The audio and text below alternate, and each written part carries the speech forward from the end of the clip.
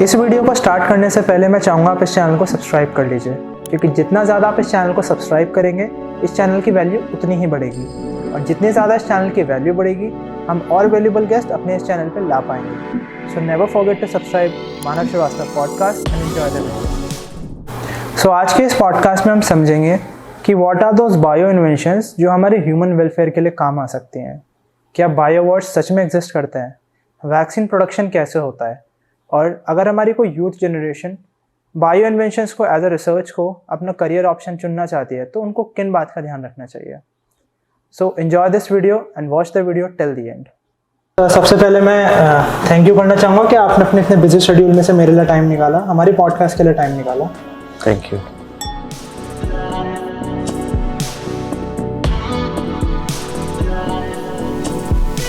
Okay, तो इस podcast की शुरुआत हम सबसे पहले अपने टॉपिक को एक बार समझते हैं, a new era of bio world. तो bio world, what does it means to you? अगर हम समझना चाहें कि एक आफ्टर कोविड का समय और एक बिफोर कोविड का समय। बिफोर कोविड में देखा जाए लोगों को इतनी जानकारी शायद नहीं थी वैक्सीन्स के बारे में, वैक्सीन्स क्या होती हैं, वायरसेस क्या होते हैं, बैक्टीरियाज क्या होते हैं। लेकिन आफ्टर कोविड के बाद मैक्सिमम से मैक्सिमम हर इंसान को ये जानकारी हो चुकी थी कि वायरस होता क्या है। कोविड को देखकर वैक्सीन के बारे में वो समझ गए थे कि वैक्सीन से हमारी इतनी हेल्प हुई है। तो इस बायो वर्ल्ड टर्म से आप क्या समझते हैं? What does it means to you? I understand your question. Bio world से मैं समझता हूँ कि जो अवेयरनेस, जो ये कोरोना का जो पीरियड था, जो कोविड था, कोविड के पीरियड ने जो हमारी आम जनता है तो उसको उस ड्यूरेशन में आम जनता को इतनी अवेयरनेस हो गई बायोलॉजिकल साइंसेस के बारे में, और after that everyone is asking about biological sciences, biotechnology, diagnostics, vaccination, monoclonal antibodies, personalized therapies. So everyone, a common person is now having some information about those things. हर घर में सबको ये आइडिया है कि वैक्सीन क्या होते हैं, उनका डायग्नोस्टिक्स कैसे है। तो इसका मतलब यह है कि there is a huge expansion about the biology in the sense of awareness to the peoples has enormously increased after the COVID. So in every aspect of life, see now after COVID we have many algorithms. Now AI is there, so everyone is aware of AI, and they are using AI for the in the biotechnology, bioinformatics, in the life science, in the agriculture. So after that all the disciplines are integrating among themselves, and the new useful outcome is coming now. With the help of AI, now we can determine many years before that again a pandemic is coming up. So by the data which is there, by the analyzing that data, so for a scientist this is a new thing. They have some tools, they can predict early. So everyone is having now awareness, and this COVID has given awareness to the enormous populations, so that now they are having information about these sciences. Okay, अगर हम briefly एक word में कहें bio world से हम क्या समझ सकते हैं? अगर किसी पर्सन को बायो वर्ल्ड के बारे में समझाया जाए तो बायो वर्ल्ड क्या हो सकता है? बायो वर्ल्ड हो सकता है कि इस बायोलॉजिकल जो हमारा इकोसिस्टम है, इकोसिस्टम में जितनी भी बायोलॉजिकल एक्टिव चीजें हैं, that consisting of a bio world. Active चीजें क्या हो सकती हैं? इट मे बी भाई human being is there, reptiles are there, mammals are there, है ना, कि then we have different pathogens are there, beneficial pathogens are there, harmful pathogens are, they all constitute a bio world. Many constituent of the bio world are recently discovered, or some are yet to be discovered. Like for example, we have how many microorganisms are there? Everyone knows that only 0.2% microorganisms are known till days. Still a number of viruses are hidden beneath the sea, under the sea, or in the ocean, and in the Arctic region, in the Himalayas, under the eyes. So yet to be discovered. So it's all they all makes a bio world. मतलब बहुत fascinating thing है अगर कोई इसके बारे में सोचता भी है. Yes, it's a fascinating thing. What are the different mechanism? How antigen antibody is interacting? How virus is causing disease? Everyone knows that virus is not having anything of their own. Only DNA is there or RNA is there. But how complex system is this? They are invading the organisms and they are causing disease and example is there with you for COVID, SARS, many other viruses. Yes, sir. And see how precise mechanism viruses are having. They are evolving themselves for adaptations. Everyone is fighting here for adaptations. So viruses are same, bacteria are doing same. They are developing antimicrobial resistance in themselves. In that, antibiotics is not going to work. So everyone, same situation is funguses. They are changing their behavior. Just for their survival. But just for everyone is fighting for that purpose. Okay, if we talk about the youth perspective, we are seeing everyone is like crazy about technology, AI, robotics. So what are the things that can make interest towards bioinformations, bioresearches for the students or the youth generations? After this pandemic, everyone knows about biotechnology. Everyone is non-aware about the microbiology. Bioinformatics is even because the vaccines which are developed, they are developed with the help of bioinformatics. So this has given a lesson to the peoples and awareness among themselves and among this one youth. So youth is now choosing these areas for their potential career. They are looking their career in that. During this COVID, a number of new companies, kits manufacturing companies, they evolve up during that periods. So during that period, many biotechnologists become entrepreneur and they develop their own laboratories. They develop their own diagnostics kits with their own brand. So this has given us enormous potential to be an entrepreneur. So use is looking, at least we can have something in that.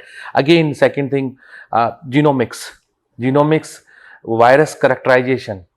And after virus characterization, genomics is a part which is there in the every diagnostic. Previously, we were having diagnostics that was based on 10 or 20 years back.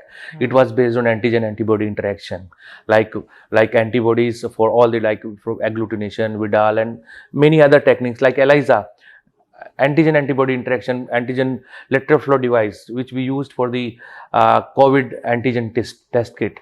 So these were the previous methods. Now after the COVID, genomic technology came up. Completely this has changed the diagnostic era. How it has changes? Because now you can go for cancer diagnosis. So now genomics scientists have developed some genomics panels, gene-based panels. They perform gene-based studies and they came up with some new things like these are the changes these are the mutations in that cell due to which the cancer is there. So that is diagnosed with the help of genomics. So number of panels, markers are coming up. Same with kidney, same with heart issues. So new diagnostics technology which is based in genomics with the help of biotechnology, they are coming up and they have taken a huge market.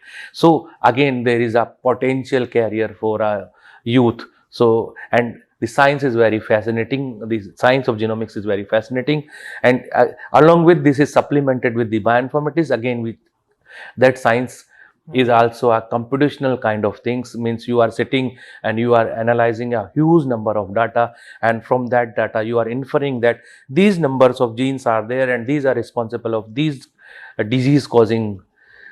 Previously, what were happening if someone is having a kidney issue? So that kidney is not working normally. It's come when we go for the kidney panel, biochemical analysis. Now technology, genomics based technology, in that case what was happening, either uric acid, urea or creatinine was there. If it is coming in the report that it is elevated one, then we thought, oh, kidney is not working. Now genomics has changed this one. How? Now there are some panels, and those panels will suggest that, oh, the kidney is now not working properly. So years before that, kidney is in issue, kidney is having issue, we can predict many months back. Same kind of thing for most of all the things. Like now what we are having, we have some the genome kundlis there. Lot of companies are there in the market, they are going for genomic panel. So previously we went for the genome, like हम घर में देखते थे जब लड़के की शादी करनी होती थी लड़की की, तो हम लोग क्या करते थे, कुंडली मिलाते थे, उसमें हम गुण मिलाते थे. लेकिन अभी क्या है, अभी सिस्टम चेंज हो रहा है. अभी क्या करते हैं हम लोग जीनोमिक्स के ख्याल से लड़के का डाटा देखते हैं, जीनोमिक डाटा एनालाइज करते हैं और लड़की का भी करते हैं. और दोनों का जब जीनोमिक डाटा एनालाइज हम करते हैं तो उसमें हमें ये पोटेंशियल रीजंस मिल जाते हैं कि इस लड़के को आने वाले 10-15 साल में ये इश्यूज हो सकते हैं और लड़की को भी ये इश्यूज आ सकते हैं.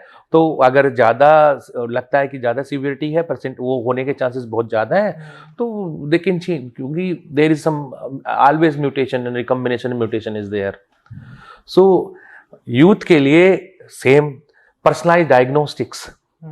अभी क्या कैंसर हो गया है, तो कैंसर से जीन पता चल गया, तो जीन के लिए क्या आ गया, क्रिस्पर कैस आ गया, नई टेक्नोलॉजी आ गई बायोटेक्नोलॉजी की. तो CRISPR Cas based gene editing के बेस पर नई रीजन्स को हम क्या है, उन जीन्स को सप्रेस कर सकते हैं, जीन्स को सप्रेस कर सकते हैं, उन जीन्स को एलिवेट कर सकते हैं. तो जीन ये है. फिर पर्सनलाइज थेरापेटिक्स की, भाई एलर्जी है तो एलर्जी के लिए रिकॉम्बिनेंट एंटीबॉडी प्रोड्यूस करके हम क्या उसकी पर्सनलाइज थेरेपी कर सकते हैं. तो इस तरह से there is a wide applications. Like अब एंटी बैक्टीरिया क्या होता था, पहले नॉर्मल बैक्टीरिया सर्वाइव करते, सब अडेप्ट कर रहे हैं, मैंने जैसे बताया. अभी हॉस्पिटल्स में आप जाएंगे तो if when you go to the hospitals, पता चला कि कोई बैक्टीरिया की स्ट्रेन ऐसी आ गई, वो रेजिस्टेंस है to the antibiotic. Already doctor first class की दे चुका है एंटीबायोटिक, सेकंड की दे चुके हैं. Now they are towards the advance level, third stage, and that is not working. Why it is not working? Because bacteria is adapted in that environment, they have changed their genome. So for that also there are a huge potential, means you can be a data analyst. आप bioinformatics के help से, biotechnology की help से. तो आज के youth की बात करते हैं तो उसके पास इनॉमरस अपॉर्चुनिटीज हैं. He can go for vaccination, fermentation सीख ले, फर्मेंटेशन एरिया में, जिस एरिया में अगर वो चाहे, अगर बस बेस एक है कि he should have a proper उसको मतलब उसकी स्ट्रेंथ होनी चाहिए, सब्जेक्ट में पकड़ होनी चाहिए. आई थिंक मोस्ट इंपॉर्टेंट चीज इसमें पेशेंस भी हो सकती है, क्योंकि इस research is there, yes, very much true, it is required for researcher, good researcher, patience is required. If patience is not, because sometimes your experiment में fail, so again you have to do it. So it's take number of years too, but simultaneously, but you are coming up with some of the good things, good inventions. So you something new delivery to the society, which can be useful for everyone. So ये बड़ा interesting subject है. Vaccination में scope बहुत है, therapeutics में applications है, target gene therapy आ गई है, टेलर ट्रीटमेंट्स आ गए हैं. इसके अलावा और इन टेक्नोलॉजी के मिनिमल साइड इफेक्ट्स भी हैं. ये research has proven that those things also. अभी गट माइक्रोबायोम, अभी हम बात करते थे कि we have only one brain. No, now research has shown that we have two brains. our main brain is governed by the gut microbiome. Okay. If we are having a good gut microbiome, तो we will be happy. Everything, मतलब जो हम कर रहे हैं, हमारा mood swing कैसा है, हमारा स्वास्थ्य कैसा है, वो कौन डिसाइड करता है. अब पता चला है कि वो गट, जो पेट के अंदर जो हमारे गुड बेनिफिशियल बैक्टीरिया हैं, जो वो इसको गवर्न करते हैं। अरे आपका कुछ खाने का मन हो रहा है, मीठा खाने का, वो आपका मन नहीं हो रहा है, वो आपका गट का जो बैक्टीरिया वो बता रहा है कि मुझे मीठा चाहिए। और आपका मूड खराब है, मूड खराब क्या, आपको कॉन्स्टिपेशन है या कोई रीजन है, तो वो क्यों है? क्योंकि गट सही काम नहीं कर रहा है। तो कुछ भी मतलब आपकी आज की डेट में this science has brought enormous opportunities for a youth. मतलब अगर यूथ को इस फील्ड में कुछ चूज करना है तो बहुत कुछ है चूज करने के बहुत लिए। कुछ है, बहुत कुछ है। ये फील्ड बहुत वाइड है, बहुत वाइड है। बहुत फील्ड इसमें ऐसी हैं कि एक टॉपिक पे भी अगर आप रिसर्च करते हैं या उसमें डीपली जाते हैं तो आगे बहुत कुछ अचीव कर सकते हैं। बहुत कुछ है, बहुत कुछ है। ओके, अगर एक पर्टिकुलर बात करें वैक्सीन प्रोडक्शन को लेकर, तो कोविड के टाइम में ये देखा गया था कि जब पूरा वर्ल्ड वैक्सीन बनाने में असमर्थ हो रहा था, कहीं से वैक्सीन नहीं मिल पा रही थी, तो एक इंडिया ऐसा एक देश बन के आया था जो सबसे पहले कोविड की वैक्सीन लेके आया था। तो अगर एक नॉर्मल इंसान को, पर्सन है, उसको समझाया जाए ब्रीफली कि वैक्सीन प्रोडक्शन होता कैसे है, तो कैसे समझा सकते हैं? ओके, तुम्हें ये पता है कि जितने ग्लोबल में वी आर द लीडर्स, अभी तक हमें आईटीज में, मेडिकल साइंसेज में हम जो लीडर्स हैं, जो हमारी साइंस है, जो हमारा बैकग्राउंड है, बिकॉज हमारी जो भारत से बाहर जो हमारी वो थी, क्या बोलते हैं, हमारे बारे में लोगों की परसेप्शन थी कि इंडियंस आर हार्ड वर्कर, हम लोग मेहनती हमेशा है, पर हम मेहनत दूसरों के लिए करते हैं। पर अभी रिसेंटली कुछ 5 इयर्स, कुछ 10 इयर्स में ऐसा हुआ है कि हमारी सरकार ने, जो हमारे फॉरेन वैज्ञानिक हैं, जो बाहर साइंटिस्ट काम करें, उनको वापस कहा कि भाई they are attracting towards India also and they are coming up. और साइंस हमारी बहुत अच्छी है, जितनी ग्लोबली आप अगर देखेंगे अच्छी लैब्स में, पैस्चर इंस्टीट्यूट चले जाइए, जर्मनी के मैक्स प्लैंक इंस्टीट्यूट चले जाइए, किसी इसमें यूएस चले जाइए, तो यूएसडीए में चले जाइए, आपको बहुत सारे इंडियन साइंटिस्ट मिलेंगे and they are sincerely with honestly they are working with their work. तो same approach now we Indians are now having. Covid में आपने देख लिया, बहुत अच्छा एक्सपेरिमेंट था, we were the first one to have vaccine. And vaccine भी basically, अगर वैक्सीन की बात करते हैं, वैक्सीन जो है इसके लिए बहुत सारी अप्रोचेज हैं भाई। प्यूरिफाइड एंटीजन लेके हम उससे माउस में इंजेक्ट करा के या रैबिट में इंजेक्ट करा के हम एंटीबॉडीज डेवलप कर सकते हैं, then that we can use be for the vaccinations. इसके अलावा दूसरा जो अब जो ट्रेंडिंग है, biotechnology, bioinformatics, again our science, this biotechnology.